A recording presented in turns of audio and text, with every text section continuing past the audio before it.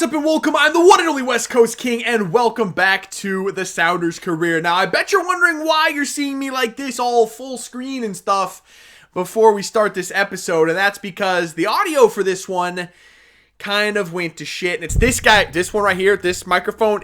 It's its fault. Blame the microphone. It decided to take the day off. I don't know what happened, but yeah, just didn't pick it up very well. And I tried to leave the audio in for the episode, and I wish I could have found a way to fix it, but there's just no way. So this one is going to be a post commentary. I do apologize for that. We'll be back to normal for next episode. So yeah, without any further ado, let's get into it. So we started off this one by hiring a new scout, and I hadn't planned on doing this. I was just going to stick with the one scout that we already had, but I figured, you know what, we might as well get another one. At the very least, it'll get some good young players into circulation in the league, and when we move on to a new team at the end of this season, we might be able to buy a couple of these players off of the Sounders with our new team. So I hired Tomas Sepulveda and put him to work in Mexico trying to find some good young Mexican players. Our first game of the day was at home against Vancouver. Big Cascadia clash in this one. We currently sit as the top two teams in the Western Conference. It was only one game into the season, but you know what? We were the only two teams in the West to actually win our first game, and it is Vancouver. Last year, they broke our hearts not once, but twice with late game equalizers and stole points off of us, both times coming at home. They absolutely ruined our day, and we were out looking for revenge in this one. And truthfully, we came into this one full of confidence. In our first game of the season, we ran over Philadelphia on the road. We come home for our first home match of the season, and we got off to a really good start. Carlos Vela on the ball, skilling a little bit, looking for the pass. He hits Turner up the wing. Turner pulls it into Roldan. He stops, back heels to Nico. He hits the post, but it comes back to him, and he puts it home. And that is the effect of Nico Ladero. I love having him in this team. That's why I didn't want to sell him, even if it was for $30 million last year. I need him in this team. He just can make those kinds of plays, finish those shots off, and we need him in this team. And he actually ended up nutmegging the defender there on that finish. Beautiful shot from Nico. 1-0 early over Vancouver. Unfortunately, that lead would not last all that long. As the ball is pulled in here, Tyler Turner can't get it away. Kubo has a shot, it's blocked, but it falls right back to him. Pretty much the same exact goal we got on the other end. Ladero had the shot that hit the post and came back to him. Kubo's first attempt hits Stephen Fry, bounces up, and he hits it on the volley into the back of the net. So, turnabout's fair play. Unfortunately, fair play does not include them just immediately getting a second one here as Mezqueda absolutely fires a ball, a laser beam, and it does not get any more top bins than that. Their center attacking mid, Mezqueda, has scored a couple of bangers against us in this series. He is one of the biggest problems on that team for us. We just can't stop the guy, but look at this finish.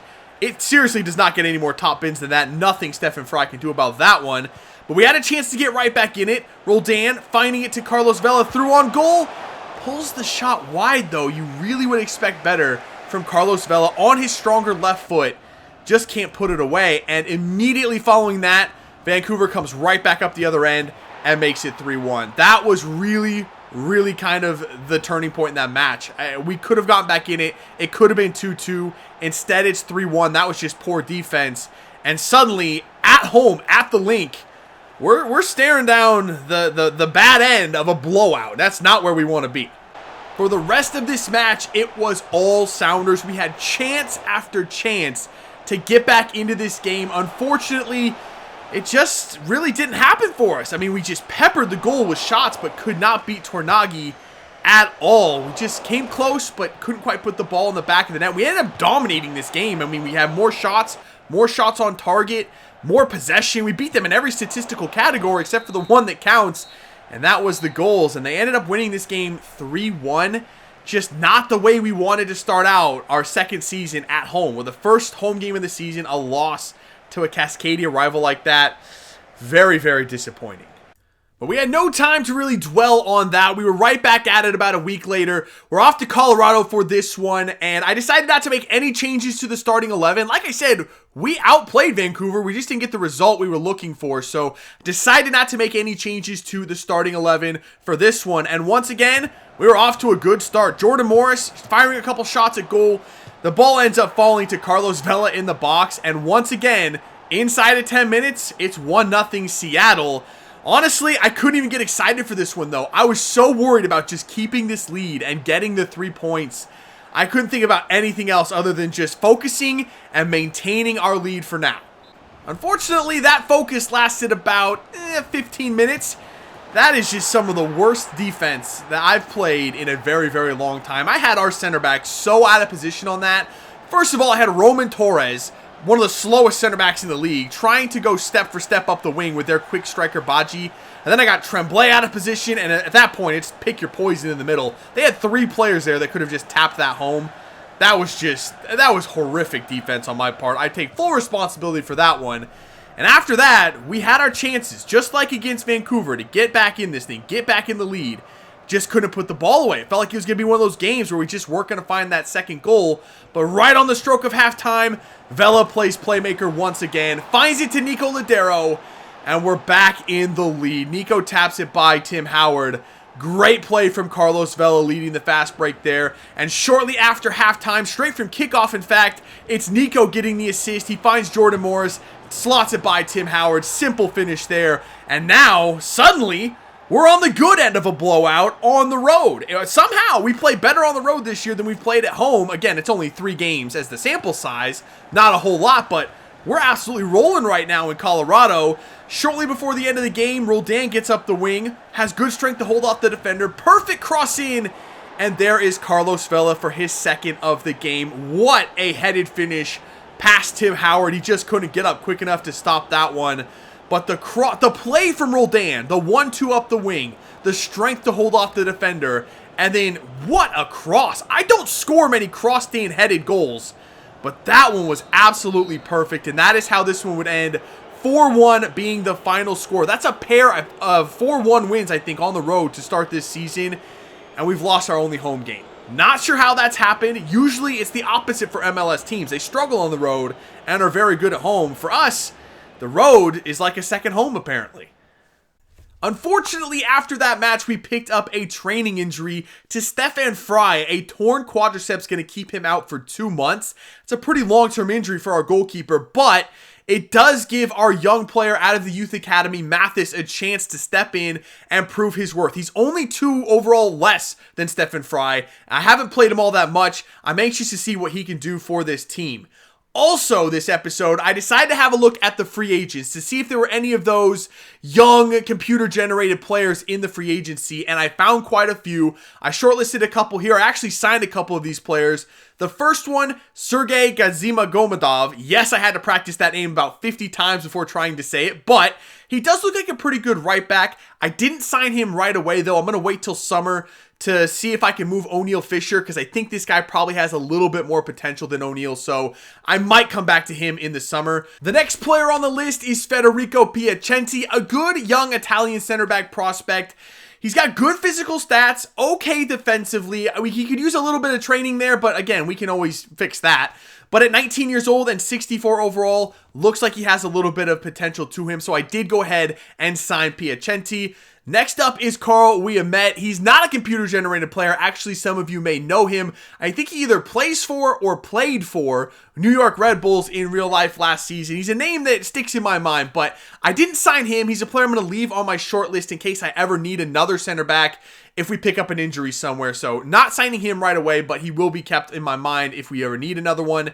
Nicholas Cura is the next name on the list. Out of everyone I found, I think this guy has the best potential. 17 years old, 65 overall, fantastic physical stats. Not a great defender, but I actually signed him for more of a depth player in the wide midfield spot. So we'll see what he can do in the team. The last player is Frankie Patching. Had the best value out of anyone that I found, $1.6 million. I didn't really need another center defensive mid. I more got this guy for the value. It's like a player I couldn't pass up. Has good stats. I really do like the look of him. Probably has some good potential. So I went ahead and signed Frankie Patching as well. For the last game of the episode, it's a big one. We're back down to Rio Tinto to take on RSL, the team that knocked us out of the playoffs last season. We were unable to beat them last year, just 3 months ago in Sandy, Utah. Took a 0-0 draw on the road, and that cost us. They got the away goal back at CenturyLink, and it knocked us out of the playoffs. You better bet we're back here looking for some revenge. We want to beat RSL at Rio Tinto. This game, though, did not get off to the same start the other ones did. We did not get that early goal. Actually, RSL right there very nearly went up 1-0. Acosta, one-on-one with Mathis. Didn't even test him. Put the shot wide. We were very lucky not to be down. And shortly after that, looking to punish that miss, Carlos Vela comes down, chips the keeper, hits the post, and Fernandez is able to collect so very nearly a world-class goal from Carlos Vela. Just barely missed that one. A free kick about midway through the first half, and Joevin Jones says, give me all of that. I will have that space you're going to give me, and I will take full advantage of it. On his weaker right foot, unleashes the Kraken and fires that thing off the post and in. What a goal from Joevin Jones. I do not score many long shots in FIFA 17. I did a lot in FIFA 16. Haven't been able to do it in this game. But Joevin Jones puts in a fantastic goal to put us up 1-0. Both teams had chances after that. Traded a couple of shots. Some good saves by the keeper. But late in the second half, we got Justin Michaels up the wing. He pulls it in for Morris. Morris waits for Carlos Vela. He turns, has the shot, and hits the crossbar. Vela hit the post and the crossbar in this game. So unlucky for him not to add to his goals for us this season. But late in the game, RSL pushing numbers forward, trying to find the equalizer. And that leaves Jordan Morris alone with the goalkeeper. Can't do that. Cannot give Jordan Morris that space because if he gets behind you, you're not going to catch him. And he makes it 2-0 right there, adding that insurance goal that we were really looking for this entire game. And actually, it was a goal we ended up needing because late in stoppage time, RSL got one back. That goal really disappointed me. I wanted to keep the clean sheet. We didn't keep a clean sheet in any of the 3 games today. That one right there, it just narrowly got missed being cleared by Joevin Jones, and it ended up falling back post for Sonny, who put it through Mathis's legs to get RSL back on the board. But it ended up not making a difference. That was the last play of the game. We come away with the 2-1 victory and another 3 points on the road. We haven't won a home game yet. Again, we've only played one this season, but 3 wins on the road and a devastating 3-1 loss at home to Vancouver. Doesn't really make much sense, but you know what? I'll take the 3 points anywhere we can get it. So that is where we're going to end things for today. We currently sit in second place now behind Vancouver. I still can't believe we lost that game, and in the fashion that we did. That's 3 times in a row now that Vancouver has come from behind to take points off of us. None worse than the loss we took today, but those things happen. In the Eastern Conference, NYCFC sit atop the table on 13 points. Toronto and Philly right behind them on 10. But that is going to do it for this one. Again, I apologize for the technical difficulties. We should be back to face cam and live commentary next episode. So that's it for this one. If you did enjoy it, make sure to let me know by leaving a like below. Subscribe if you're new, and I'll see you when we come back for some more Sounders Career. See ya.